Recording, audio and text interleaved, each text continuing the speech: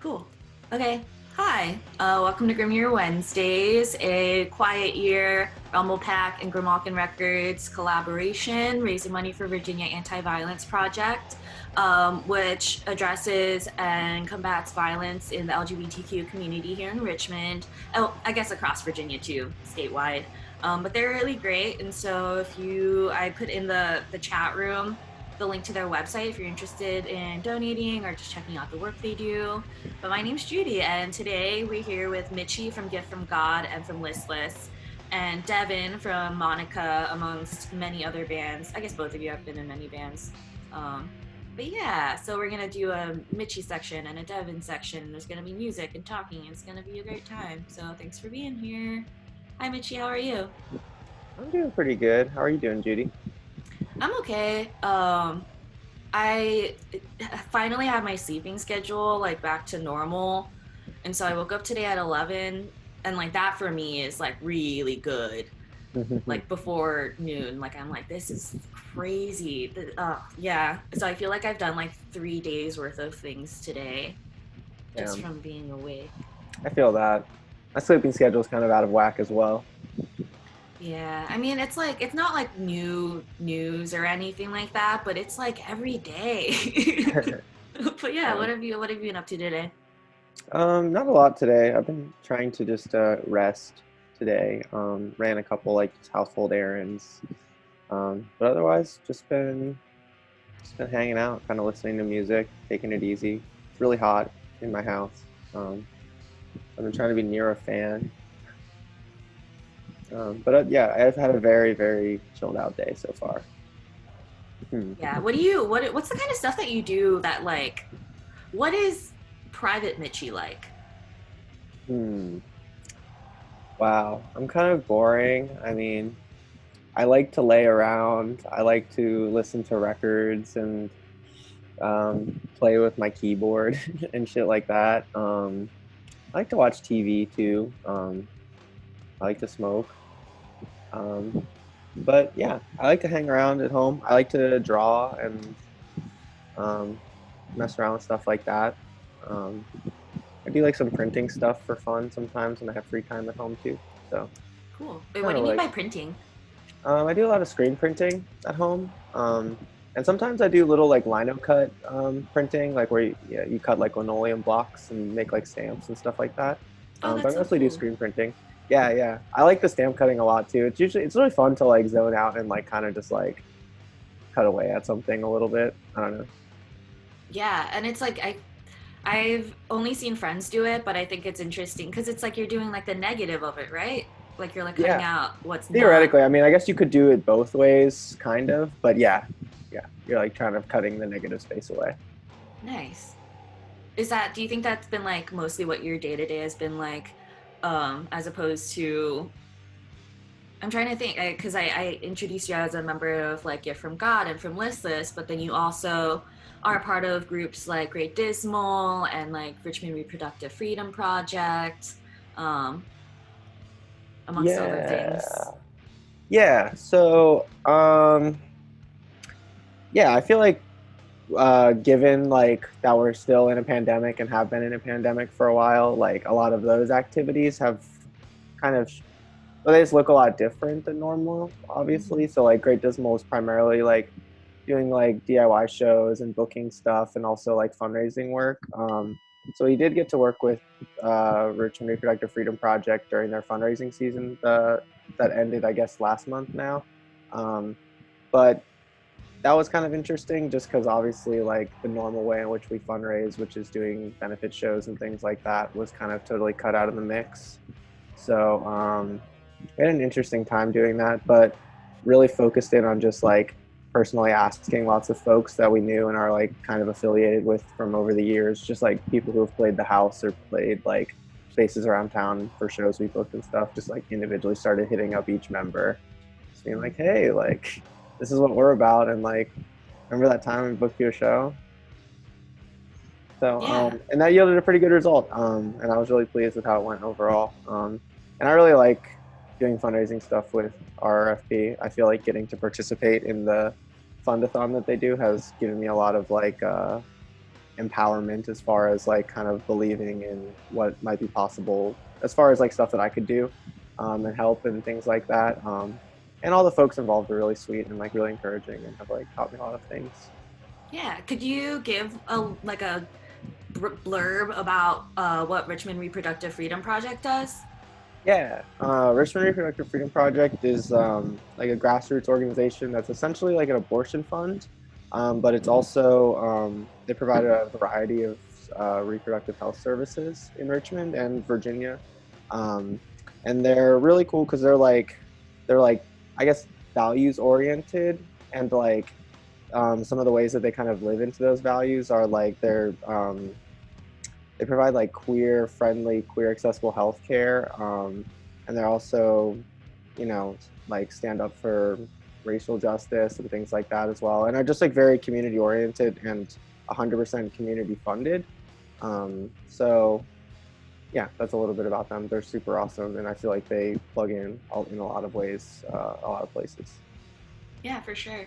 It's interesting hearing about how that work has translated over from being based on shows and in live events over to, I guess, relying more on those personal connections that you built during that time from before. Do you have Hmm. any thoughts about how that's been shifting in that way? Um, I guess.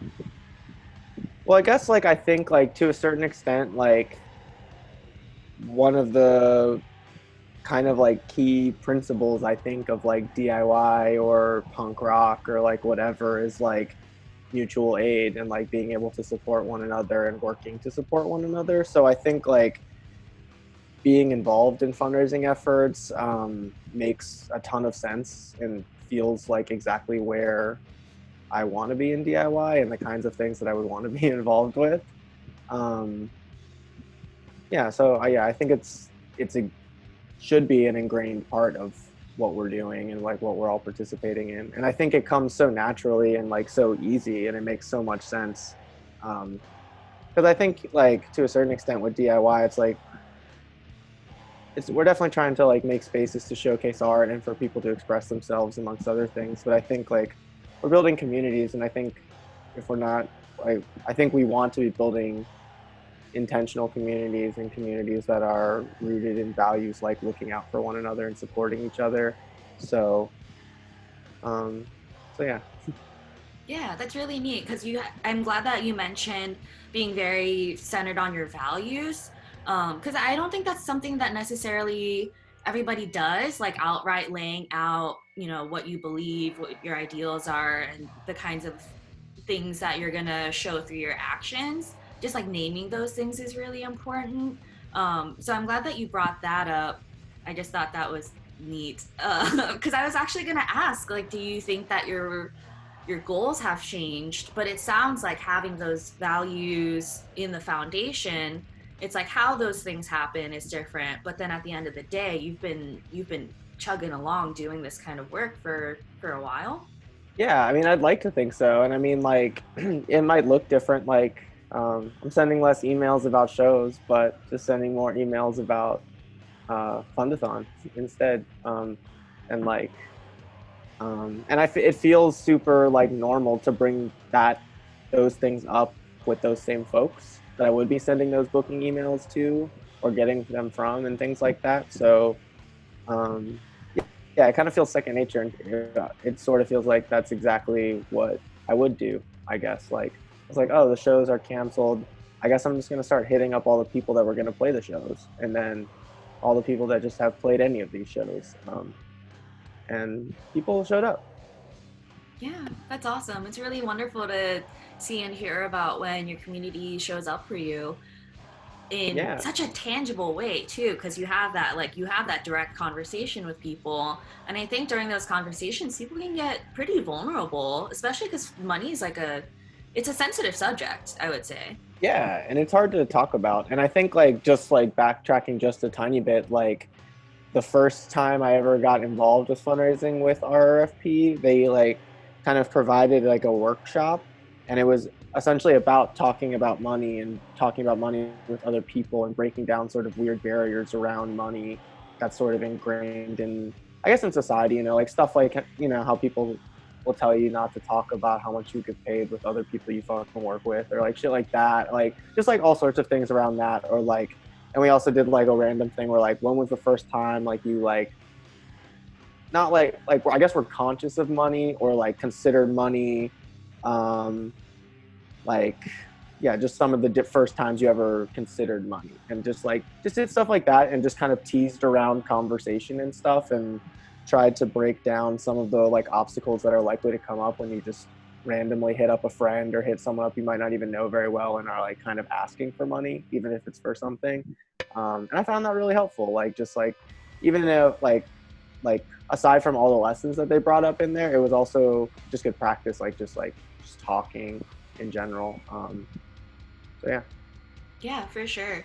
I think there's been this, I mean, reparations, I think, has been a word on a lot of people's minds, and how that actually plays out is, I think, has like this like super focus right now. But then as Yeah. people are talking about like, yeah, give your money. If you don't have money, you know, do this. And I think people are really trying to assess their options right now and like really figure out, you know, because of things like privilege, like what do you really have? What do you really have to offer? And like dollar amounts, it's difficult, but I think that is part of that. I mean, that's something that I definitely struggle with too. So it's not like everybody's not put down and like shit on by capitalism, but like Yeah. part of pushing back on that is being able to like tackle that head on. I don't really have an answer or a question for that either. Yeah. But I mean, kind of feel like that makes me think about sort of like the idea of like just making other people fundraisers too. Like, if you're looking for ways to support folks, maybe you don't have $20, but maybe you have $5 and three friends who have $5, like something like that, because I kind of feel like, at least with stuff with Great Dismal and kind of the general shift, at least that we've seen over the now, I guess, many years of booking shows, and the different ways the collective has kind of looked like, to become doing mostly to all benefit shows. It like hardly nothing needed to change, like, because we do it kind of like percentage based, so like bands still get paid. Like all that needed to change was like two sentences in an email with bands to make sure where everyone's on the same page, and that was pretty much it. um yeah, and like maybe sometimes putting together extra events or something for a specific fundraising thing, but just like, taking percentages out of the door for donating locally and stuff, it's super easy. um and I think it's like a really good and like potentially really tangible practice for a lot of people doing really kind of like small DIY kind of work, looking to make a dent or whatever. Because like, I don't know, like, if you're doing shows all the time, or you and your friends are doing shows all the time, like $20 every night starts to add up pretty quick, or whatever. And like, that sounds small, but Oh you and all yeah. your friends are doing it. It's like, and I feel like I've seen that a lot, like right now, like throughout the whole pandemic in our town, but probably in lots of towns. But I guess in Richmond specifically, I feel like the all the different ways so many people are showing up for each other with all different kinds of mutual aid work is really what's getting people through what's been going on. Definitely not really what's been offered to us by the state or anything. Um, so so I don't know. I think there's a lot of super amazing folks doing a lot of shit, and it just goes to show like that there's a lot of power in just like coordinating with each other, and turning, like, I don't know, everything can still be super fun too, and like fundraising is super fun. So Yeah, yeah, for sure. I feel like not having live events is a bummer, but at the same time, that doesn't mean life is over. I no. mean, it definitely deeply impacts people whose like livelihoods depend on this, and this is like the center of their lives. Like, not going to discount that for sure. But I'm talking as like about like being like a casual showgoer. Like, there's still so many other ways that at least I feel like I can be connected to like the communities that I'm a part of without having to leave my house ever. And it's because Yeah. of the values that were like and structures that were laid in place before that I'm just like, oh yeah, seamless transition. It's still like hanging out with my friends. It's just a little bit different. Yeah, definitely. Do you foresee any shows or events happening with Great Dismal anytime soon? Um, no, not specifically that I can talk about right now. Um, Ooh, okay, you just hinted at something. I don't know about that, but Okay, okay. I didn't hear anything. yeah, but I don't know. I mean, live shows definitely not. I will say certainly, definitely not. But I mean, in a time where something like that feels safe, then definitely yes, I guess. But I'm sure, I'm not sure exactly as a collective how we're going to be moving the next couple months, but you know, I do know like that lots of folks are individually kind of trying to plug in where they can, how they can. So yeah. Yeah, actually, I do want to give a shout out to Heaven, who is also a part of Great Dismal, who booked a virtual show, I want to say a couple weeks ago. Feels like it could be a slightly longer than a couple weeks ago now, Mm. but yeah, Yeah, so I mean, that I just semi wanted recently. to point that out because that was just a really great show. And of course, it's like I feel like it's pretty reliable that Great Dismal will put together good bills, so I don't even necessarily need to know about Oh, any of the artists. I can just be like, they have curated a fun night for me. Thanks. yeah. Well, I'm glad you feel that way. Oh, thanks. Um, do you think that there's any sort of like lapses in the resources that you have now, lapses in resources that could be helping or that you want for your work to continue? For Great Dismal? I guess in general, not just Great Dismal, but I want to include like band stuff and RFP in there. Hmm. Um. Well, I guess honestly, I can't really speak for RFP because I'm not really affiliated with that collective. I more just fundraise, in tandem with them when I can and stuff like that. Yeah. But I mean, I would probably say that RFP, despite the fundathon being done, is always accepting donations. And even though the fundathon's only like 2 months every year, they fund, abortion and reproductive health services all year round. So like donating into them is always a worthwhile action, I think. And honestly, like just plugging into any number of local orgs at the moment, specifically like MAD, RVA, Richmond City Bail Fund, and Virginia Anti-Violence Project, which you're hopefully doing right now, amongst many others, though. I think that would honestly be the best way that I could see asking other people to support right now, would just be efforts like that happening in Richmond, or if you live elsewhere in your own community. Yeah. Do you have any advice for people looking to get involved in their own communities that's not in Richmond? Involved in what specifically, like mutual aid work or fundraising? Yes. Um, That's actually something I've been thinking about. Because I mean, I'm lucky that I see in my social media just like knowing people from different areas who are already involved in mutual aid. It's pretty nice that I can be like, oh, this is for New York. I'm going to pass that along to my New York friends. But not yeah, everybody's me. yeah, definitely. I mean, um, I guess like the first ways that I got plugged into any type of activist organizing or mutual aid work did come through DIY or folks I met through DIY. But I guess I can't necessarily say that that's always a safe bet anywhere you live or something like that. But I Mm-hmm. would also say that in every state, but in a lot of cities, there are chapters of the National Network of Abortion Funds. So that's like sort of a national network that RFP is a subgroup of, and there are like abortion funds in tons of places surrounding. So if you're interested in getting into like reproductive justice work, that might be a way to plug in, because I'm sure like on their website they have lists of all of the localities and stuff like that. Um, and similarly with stuff like Food Not Bombs and things like that, like there tends to be like chapters of that in like every city or lots of cities. And chances are you'll probably meet folks in places like that that will point you to other things. And I feel like it's probably just like going to be a mix of like kind of talking to some people on the internet, or like looking for some stuff on the internet, and maybe showing up to some more like public events and trying to just talk to some people, or maybe just one person if you can manage or something like that. That's probably the best advice I would have for some getting involved if you don't really know anybody doing that kind of work. But And maybe you have friends that are doing that kind of work in other places that do have friends where you live that can maybe connect you as well, because especially if you're like listening to this and you are like someone who's doing DIY stuff, chances are like half your friends live like everywhere else. So That's very true. Thank you for the advice for that. yeah. I have one more question for you. Hmm. Um, so, what's something that you envision for the future or would like to see in the future? Hmm.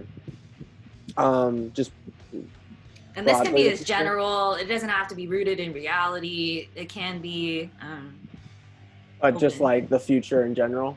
Yeah, Devin, I'm going to ask you this too, so you need to think about it starting now.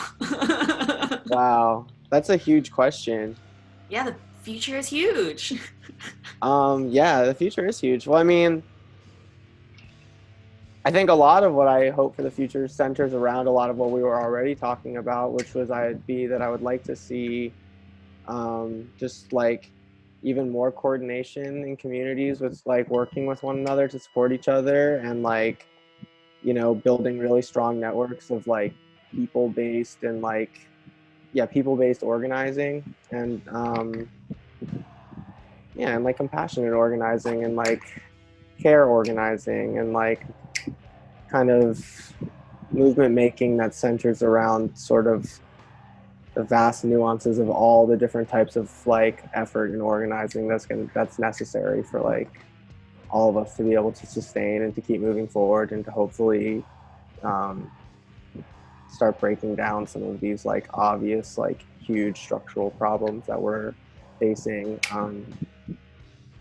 And I also hope that we make it out of the global pandemic and that we one day will see one another again. Is this not enough for you? This is, I could accept this for sure, and this has been fantastic, and I would live with it, but I would also love to see you in person. So, you know, I hope that for the future. Um, and that goes for all my friends. Yeah. I But personally yeah. think that, like, as things get safer to be closer towards each other, literally, I'm counting the inches. I'm like, how many inches am I allowed to be away from you right now? And the closer I get, the more my body just lights on fire. I'm just like, this is what being around people is like now. Oh my Yeah. gosh. Well, thank you for being on Grim Your Wednesdays. Yeah, thanks for having Um, me and thanks for doing this whole series. It's been cool. I've been enjoying like tuning in when I can and stuff and or listening to the recorded ones. It's been oh, fun. And it's been a thanks. nice way to see my friends. Yeah, for sure. I'm just trying to have a fun time.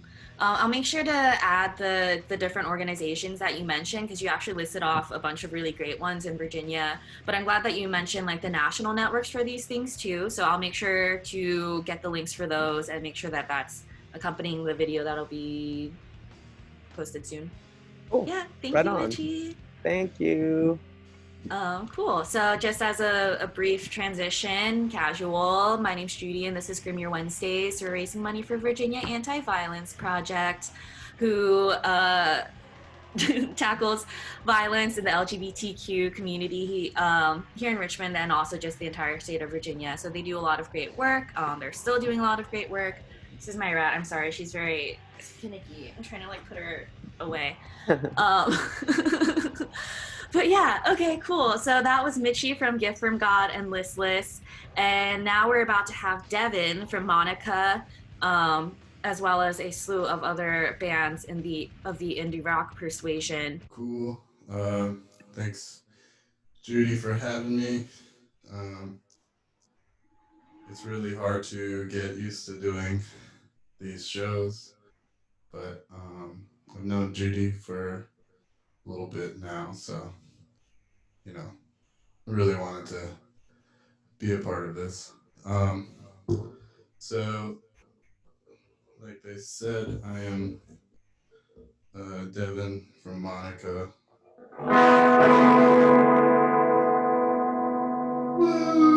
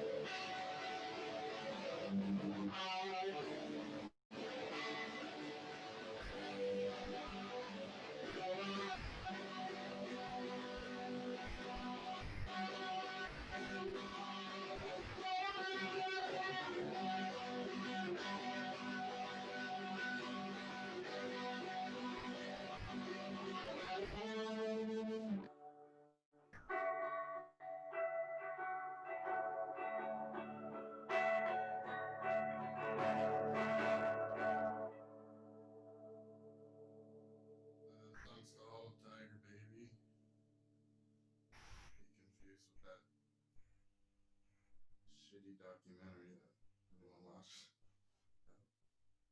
Horrible treatment of tigers. Um, it's sorry, I'm messing with the fire too much. This next song is called Positive. Uh, it's about being positive. Um,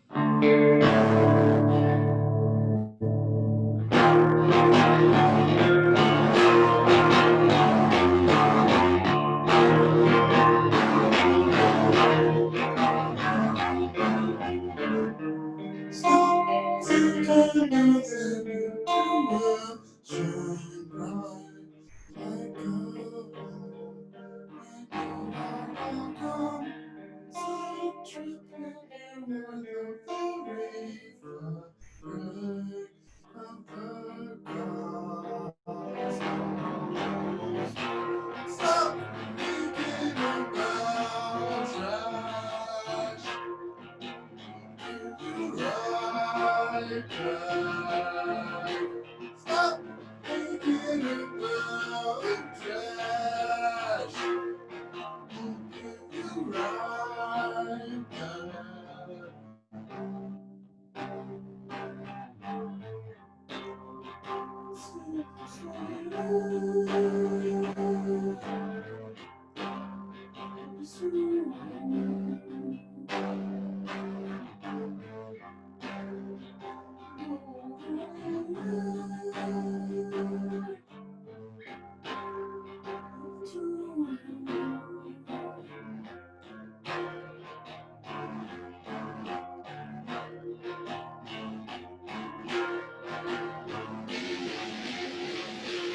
Stop studying everyone else's life. Stay happy bird. Keep your head up and see the only thing you can do is got to work.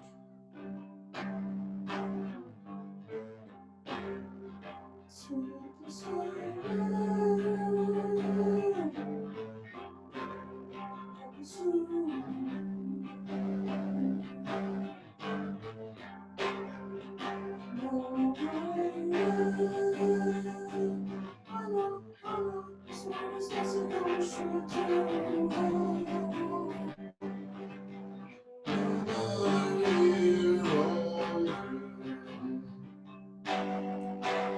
another day sober, another year older, another day sober.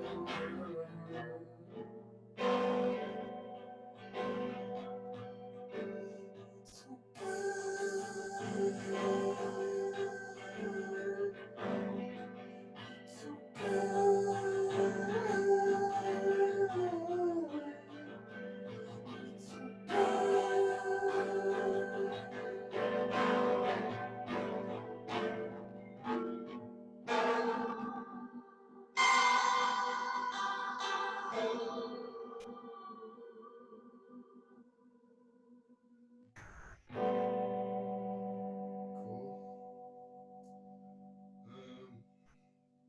I saw that Steve came, and hey, I missed you, bud. So I wasn't gonna play the song. I haven't played it in a while, but this one goes out to you.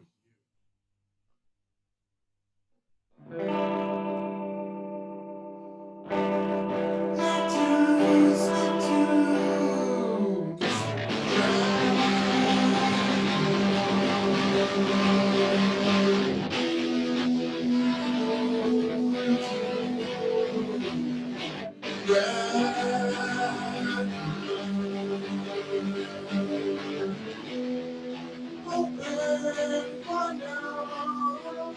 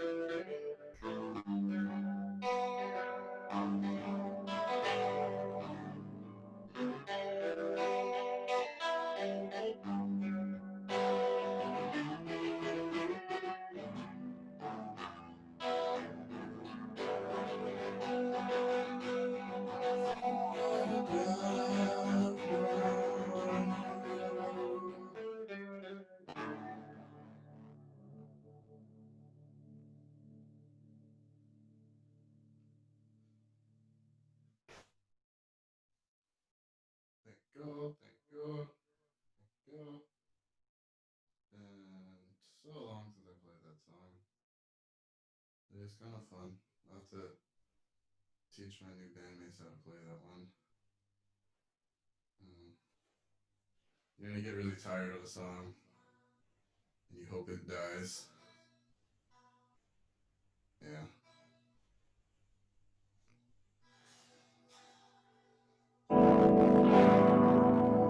Okay. Yeah, this is like new album-esque show. Song, not show.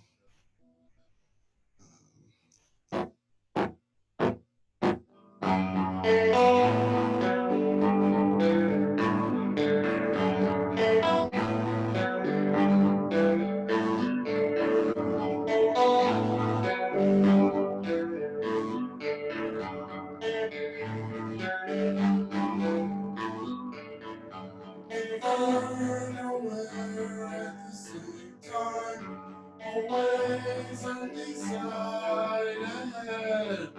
I am wondering where when you drop me.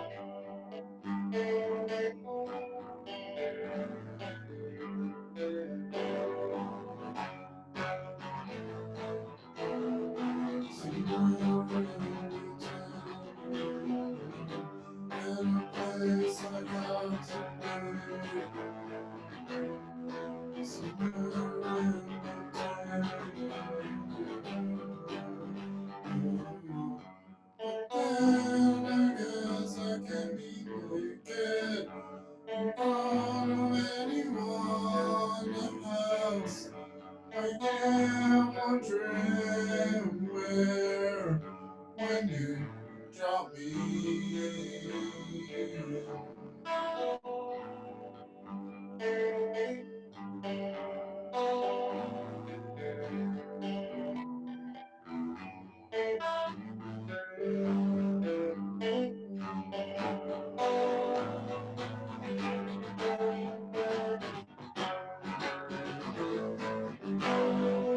Somewhere in between, in a place I got to be. Somewhere in between you.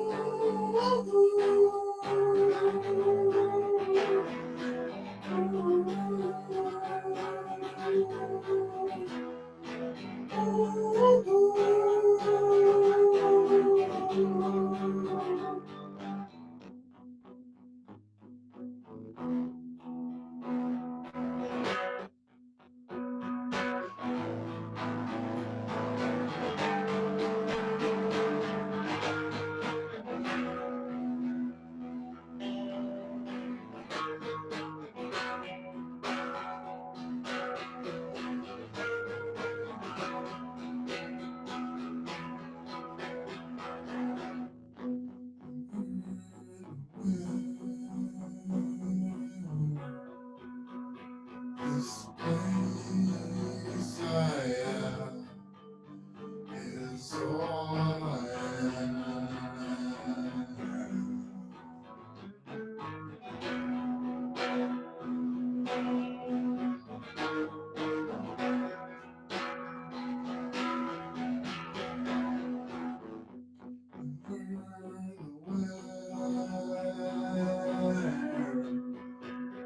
This place I am is hell on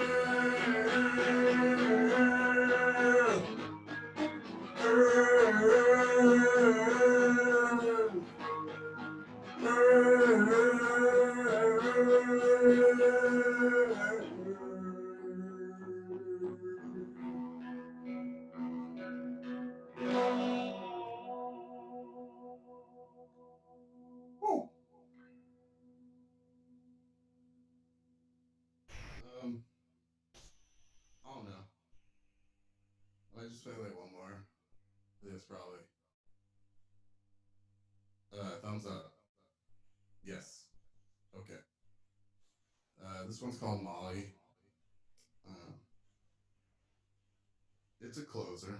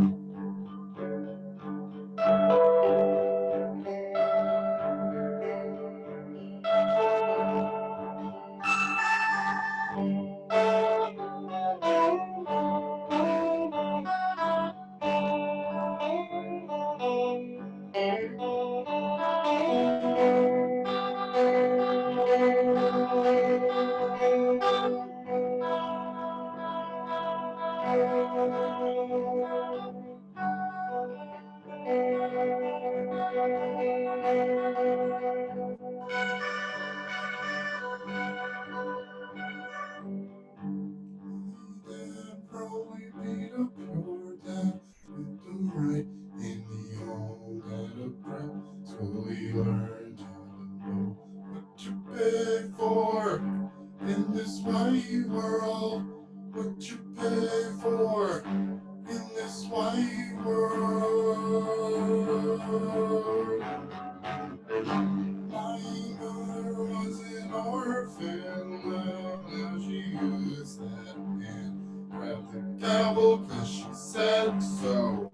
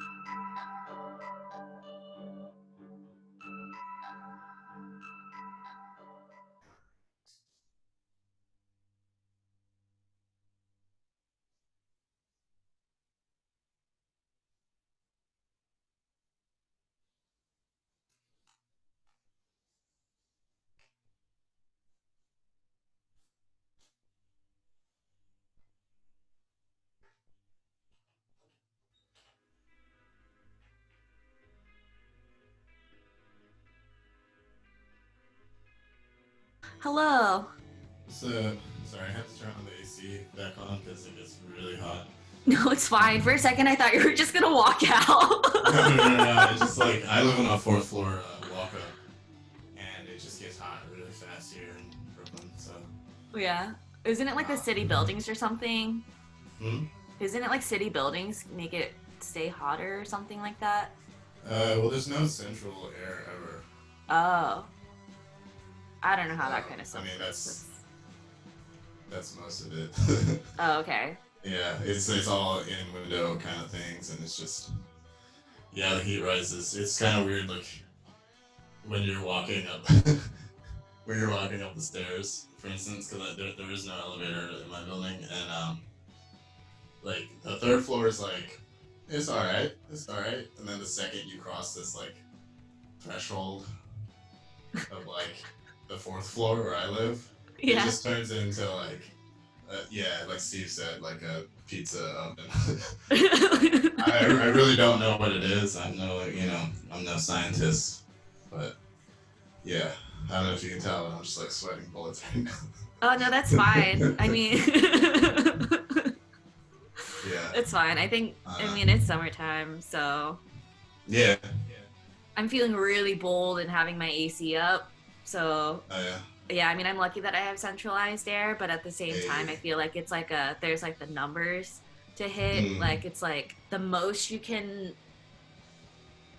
hit, or like the highest degree that you could be without like being too luxurious. You know, it's like how chilled do I really need to be? Yeah, is today like a 73 day? Or Same with the heat though. Just chill on 75. You're not feeling too. Yeah, I mean, same goes with the heat though, because it's like, are you like make it hotter, wear less, wear more sweaters and blankets, but keep it colder? Yeah. Yeah, well, I don't really know. I haven't found a good answer, and actually, my room like really shouldn't exist here. There's like a wall that someone just built, and Yeah, everyone builds walls. Well, yeah, it's just like his room wasn't a room. It was just like the Oh, kitchen, and so the only window there really is the kitchen window. So the in-window unit has to kind of like travel across the whole room before it even gets to me in here. So oh, I have oh. this whole system of like cracking the door, so enough so that the air comes in, but not enough so that my crazy cat will like jump on me in the middle of the night. And so yeah, it's a little bit of a thing, but I think I worked out a decent enough thing, you know. I don't My know. thoughts and prayers are with you. Yeah. See, he's over there right now taking a nap. This Oh, is when nice. he just sleeps during the day, and at night he's like a terror, you know. Do you think that your cat knows about anything that's going on right now? Nope. And he doesn't care. I teach lessons in here, and he just like, if it's time to eat, he's just like, let's do it right now. And there's, you know, little, little kid is in there like, what's going on? You know? I'm like, yeah, I don't know. He's a good boy though. You know, gotta love him I guess. I'm just not very much of a cat person, so I'm like, that's cool. for sure. Yeah, I mean, it's not for everyone really. He's like, I feel like everyone who meets, like, he's very social. He's very social. His name is Otis. He's a very social cat. So like he's kind of like he becomes better friends with all my friends than they are with me or some whatever, you know. Mhm. So and like whenever I post pictures of him on the internet, he gets like way more likes than like any of my shows do. I mean, And I know that's what I'm in it for. yeah, I'm not even a big cat person, but still. like Like, and then unlike at the same time for something from you. yeah, The zero sum game. yeah. I don't know. Oh my gosh. Well, you brought up teaching. Actually, would you want to talk a little bit about? Can we talk about that actually? Because I'm curious. Sure. Yeah. Because I Yeah, asked you, I think not. Oh, sorry. Continue. yeah. I teach at the School of Rock. Um, Probably a bunch of bands that people know also work there, which is like makes it a lot easier because they're like friends everywhere. And then you see people at shows, and you're just like, yeah. But yeah, it's a lot of little ones. We have this thing called Rock 101, which is like the youngest possible kid that comes in, and they get in Like there and a they just baby. no, that would be awesome. We got babies. We Oh. got babies in there playing ACDC. Like that would be the day. Yeah. For How sure. young are we talking though? Because you said as young. Are we talking like Like, 3? well, they don't allow younger than like 7. I think 7 is Okay. really pushing it Okay. because their hands are so small. Oh my god, their bodies are so tiny. Yeah, so like at that age, we focus on just like getting you out there and playing. Even if you're just like hitting one string over and over again, just like whatever you can do. And it's about like it's a performance-based school, so it's like what that Jack Black movie was based on. Wait, that's real? Yeah, um, but yeah, it's not our school, but there's like they're all over the country. But like, yeah, the person who founded it, who I guess founded it in Philly or something. I don't really know the story, but anyway, yeah, that movie was based on a true story. But yeah, it's just kind of about this person. School of Rock is the greatest movie of all time. I'm like really in shock right now. I knew School of Rock was a thing. I knew the movie was a thing, but I Yeah. didn't realize it was. Yeah, they have one in Silver Spring. I don't know if you remember passing by that ever, if you were in the area. But there's one in downtown Silver Spring also. Oh, cool. But yeah, it's cool. It's basically just to get kids playing and like build their confidence for playing. So you get people that like can't really do anything, but the goal is to get them out there to do a performance at the end, but not make it the worst thing of their lives. So that's kind of a balance because some of them really don't want to be there, and then some of them like, you know what I mean. So it's a lot of push pull. Some of it's like the parents have like you know, a big idea about, you know, what the kids should be, and they're like too young, obviously, to have any idea like their own, you know. Um, and like Steve. She's laughing at it too. Yeah. It would be No, like really. twins. That would actually be really perfect. I mean, they kind of look alike, but only when they do certain things. I don't know. Steve, I think you would do a better job than Jack Black would any day. All right, that's from the heart. That's not meant Jack to be like Black's an that cool. insult. Like, wow, you look like Jack Black. You know, like I'm not trying to be mean. But yeah, you know, I've had some success stories with the kids, and it's really awesome when you go to the performance at the end and you see like the kid who's been like struggling all, you know, semester or quarter or whatever you want to call it, and then they get out there and they actually like listen to you and they like did it. I'm like, wow, I have some skills in communication after all, you know, because immediately if the lesson's not going well, I think that there's something wrong with me, and like, oh man, what am I doing? I don't want to learn from me, like, you know. But then I've had other times where like I don't like to tell them about my band and stuff, and just because I want to keep that private, unless, you know, in case I'm like talking about weed or something online, or, you know, I don't know. I don't know what that is. Weed or Yeah. the internet? Yeah. Exactly. Yeah. What's weed? Hey, I don't even smoke anymore, so there's no reason to talk about it. It's crazy. It's a brand new day. Brand new day. Sorry, cut you off. Continue. But yeah, they like every once in a while they like ask what you actually do, and they'll be like, yeah, you know, me and some of your other teachers here, you know, we play together and we have like lives, and like, you know, they're like, nah. It's like, you're funny, man. Like, no, you just come here. I know it. No.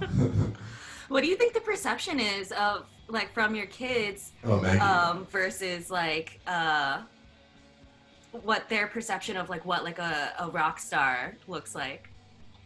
Oh, if they see you on Spotify, they immediately think you're famous and rich. But you're on Spotify. You have a blue check mark. Anyone can, like, but that costs like $20. Like, anyone can really do it, but to them, that's like what DC 101 was back in the day to them. They're like, you're on the radio, or you're on Spotify, whoa. And so yeah, I've had kids like be like, I didn't know you were famous, man. You know, and I'm like, I'm not. I'm, you know, I ride the subway just like everybody else, you know. And nobody runs up to me, and you know, it's like, but yeah, they a lot of them like don't really listen to rock either, which is like a major change that a lot of people who play this type of music try to kind of like live in ignorance of. Like, I had a full lesson with a kid. You know, it's like 13-year-old black kid, and Juice WRLD just died, and he was just like so sad and like bummed out, and I was like, oh man, I don't feel like playing guitar now. Let's just talk.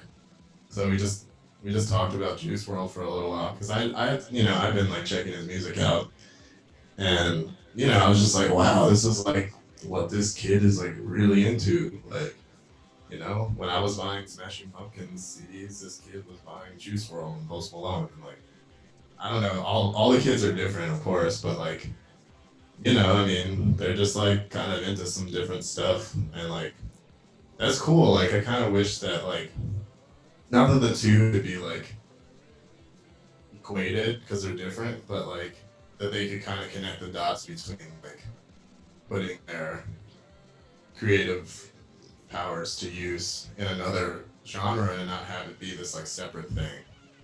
So that like school, it doesn't have to be like I go to School of Rock and learn like crappy old people songs, and then I go home and like jam out to like, you know, my favorite like SoundCloud rapper. Like, why do they have to be like different skills? They're like same, really. Like you're just expressing yourself or whatever. And honestly, you could do more if you have a laptop or your friend has a laptop or whatever. You know, you can do more than if you have a guitar.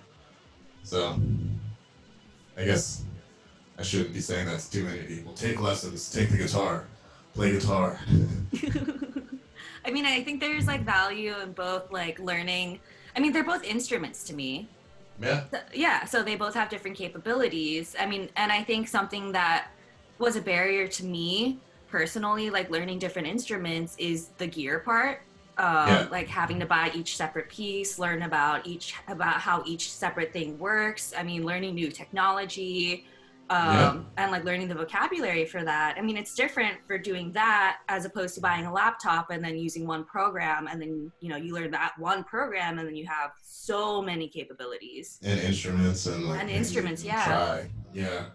Yeah. Also, like, I mean, that's another barrier I hope that isn't a thing one day. I don't know how many times I've walked into like a Guitar Center in Rockville and they just assume that like I play bass or something, and I'm just like, or that I don't know what I'm doing. That's been happening to me like since long before I knew what I was doing. And like usually if I wasn't in there with like, my white friends or like, you know, like my dad or something like that, they would just like see me as like, oh, let me try to like jack up the prices on this kid who doesn't know anything about anything. I'm like, no, actually, like, I want to try that guitar. I don't know whether I want to buy it yet, but just set it up. But that barrier, I've heard like a lot of people kind of have to battle through the imposter syndrome of like getting up on stage and like the gear bros who honestly don't do anything anyway. That's why they act like that, and they're just like, yeah, you haven't tried a cable until you've tried this instrument cable. What are you doing? And it's like, yo, man, shut up. Just like, tell me the damn thing. Like, get out of my face. But they exist and they suck. I just like, yeah, I don't know. Anyway. Yeah, no, I mean, that's, I literally forgot that what we were talking about because I just started thinking about Gear Bros and just Gear Bros. Different experiences. Oh, wait, yeah, we were talking about like teaching and like laptops are instruments with like a bunch of instruments inside. Yeah, for sure. Oh, actually, I was actually going to bring up something that you brought up before was that like the kinds of music that kids are listening to nowadays is like a lot different, than stuff that I was listening to when I was growing up and when you were growing up. And like popular music changes with genre over time. I think like the most accessible stuff, for example, like right now, it's like this, like we hear like the same like radio pop, like that has its characteristics, but then like a handful of years ago, it was more like Lady Gaga, like club pop. And like before that, it's like boy bands and like Britney Spears and, like that kind of, and I'm talking about like pop music. Pop. Yeah. And not even going into like punk and like, popular punk and, stuff like that. So it's interesting hearing like you having your background in music and your tastes and sensibilities and then interacting with people who have like a completely different base knowledge of what is like the norm and what is popular and good. Yeah. I mean, to me, it's kind of like really like I don't enjoy, especially when I hear like industry folks be like, oh, nobody listens to like that anymore. Like nobody does that, or it's just like impossible to sell. And I hate thinking about art like that. Like how are we gonna sell it to people? But I've had these conversations with everyone from family members to like industry professionals, trying to tell like me like what people like. Whereas like when you tour around the country, like you have this kind of tangible sorts of people that are like reacting to like, this visceral music, and it's like, well, they're a lot younger than me and they still like it. And sometimes you'd be surprised when I show like a 9-year-old, Nirvana or something, and that Nirvana goes over really well with the kids. Like, not gonna lie, like that hasn't changed much. and it's mad weird. I have at least a few. This kid that I suggested Black Sabbath to him, and he was like, "Oh, I love that band," and he like really did. And he's like maybe 8 or 9. He's a little kid, like, you know what I mean. And I guess it's just something his parents played sometimes. And we learned Iron Man, and he was like, you know, happy as fuck. Um, so like I think it's important to realize that there are certain things that like we'll never let go of, but we also have to be willing to make space for the new stuff too. It's not all like, I do hear a lot of the jaded punks being like, nobody listens to anything good anymore. That's something I can't take. Just like, dude, nobody wants to listen to like Pavement anymore. Like, I'm sorry, like, just turn it off. It's okay. It's fine. Like, and like stuff changes and it's okay, but it doesn't mean that all the other stuff is gone too. There's space for both. It doesn't have to be this like binary of new and old. It's like it can always be appreciated. Like, I didn't even know much about the Beatles or Led Zeppelin until I got to college, and I really liked it, but I got to listen to it with fresh ears. I didn't have it like spoon fed to me about my parents or anything. So there's still space for like lots of stuff. You can find it at any point in your life, I feel like. So I don't know. I guess there's two ways to look at it. So I don't get mad when they're like, you know, what is this you're trying to show me? Like, turn out the Post Malone. Like, I don't know. I'm not a big fan, but just let it be. Yeah, I mean, all roads lead to Post Malone anyway. Yeah. Yeah, I mean, all of the Nirvana, so get that Nirvana cover set. I still haven't watched that yet, but Oh my gosh, that's adorable though. That's really sweet. I mean, it's nice to I mean, I know I took music lessons growing up, but I definitely don't have the same attitude towards it as I do now, as I did when I actually had, like teachers and people to like encourage me. But there's yeah, still stuff that stuck with me till now that I'm like, oh, I'm so glad that they drilled that into my head because now I'm right. like, yeah, now I have I those understand it. skills. Yeah. Yeah.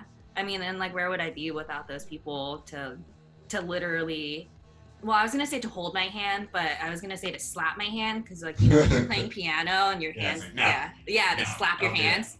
Yeah, yeah, it's like Well, super fun. I'm like, you're a stranger. at least you're not that person that doesn't know how to like tap their foot on 2 and 4 or something. Oh Like, gosh, when people that like snap their fingers on the wrong beats, and you're just like, yeah, oh god. I mean, it's not the wrong beat, but it's just like an uncomfortable beat. yeah, I don't know. yeah. I don't know if that's like an internal sense thing of being able to keep a beat or not. I know I struggle to keep, like stay on tempo now. That's definitely a thing that Yeah, if I that's could different. slap myself with a stick with, I would. But don't do that. I mean, Let's take the sticks out of music. Besides I mean, I'm drumsticks. trying to get that blue verified check mark on my Spotify. Hey, I'm like, hey, something to aspire to, I suppose. I still don't have the Twitter check. I don't know how to get that, and I think it's because I don't remember the password to the email. So I'm just gonna like, what? I'm better off without it. Like, fuck that. I mean, it's like the scarlet letter. It's like when you have that check on you, I see you differently. The Italian outlaw. Let's forget about that. There's another outlaw out there, and they have not changed their name. Oh, geez, Yeah, it's a standoff for the ages. that's funny. Oh my Wait, God. have you been listening to my songs the whole time? Yeah, have you been listening to your songs this whole time? I mean, I guess I've heard music playing in the background, but I didn't realize that's what we were listening to. But Mm-hmm. it's okay. Sorry, I hate listening to it. I know. I hate it too, but I keep doing it. Yeah, it's whatever. No one's told me otherwise. No one said like, and I say I'm gonna play background music. Well, I guess I should say that I'm gonna play your background music. Anyway, that's all to say. Can I ask one more question? Yeah. Okay, so actually, this is the one that I asked Mitchie before. Is what's something that you envision for the future or would like to see? No rules. Doesn't have to be rooted in reality. No rules, just right. I don't know, maybe just like a greater sense of uh, a greater sense of empathy from everybody. I don't know, like I know I could use to, you know, think of think about what it's like maybe to be somebody else, but you know, you see a lot of confusion from people, and I guess maybe I'm speaking mostly from the internet, and it's like you can live in the same country or live in the same state or same neighborhood and see or hear about events or life in a completely different way, as if it's like a different planet, and it's not, you know. And I think that that comes from this understanding that like people are so separate and different, and like there's no understanding their planet or wherever they're coming from. And in some cases, yeah, the people are fucking gone, but finding some way, at least for myself, even if it's not reciprocated, to have compassion still, even when it's like, you know, eats away at me. I don't know, hopefully not too much. But yeah, Yeah, I that's, mean, that's real. yeah, I don't know. Is that a good No, no, extended no, no. That's response? a really good answer. I mean, from what I'm hearing from that is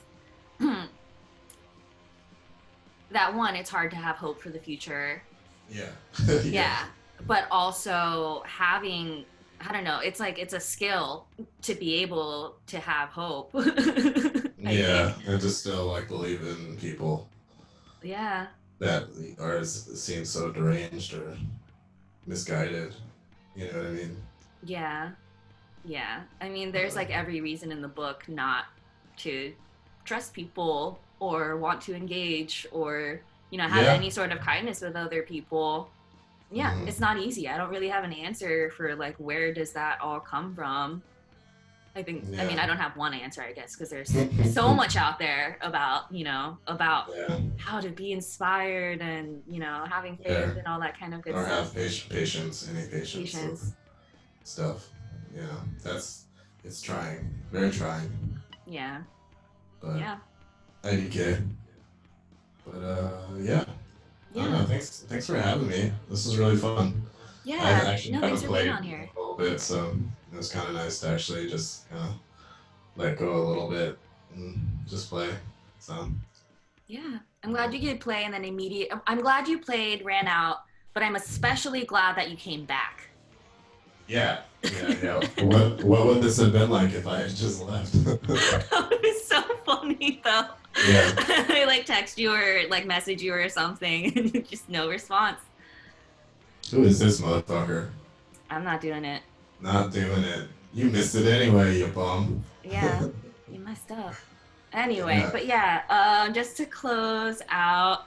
Oh, do you have any like last? I was gonna say last word. Anything to add, or that just you want anybody here to know about? Because mind you, this is gonna be recorded. So if anybody else, if you have anything. No, I think I said enough today.